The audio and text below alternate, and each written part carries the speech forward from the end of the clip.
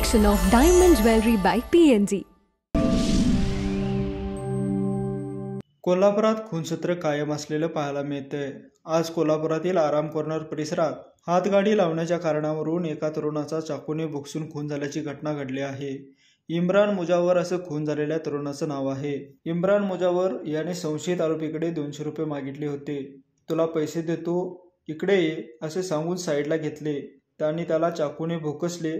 शरीरात चाकू तुटला होता। संशयित आरोपी हा सांगली जिल्ह्यामध्ये एका गंभीर गुन्ह्यातील आरोपी होता।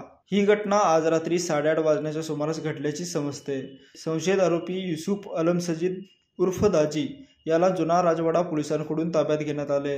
ऐन गणेश विसर्जन मिरवणुकीदरम्यान ही खुनाची घटना घडल्याने परिसरात एकच खळबळ उडाली आहे। या घटनेनंतर कोल्हापुरातील सीपीआर रुग्णालयाबाहेर नातेवाईकांची गर्दी जमली होती। Live Marathi bureau office Kolhapur.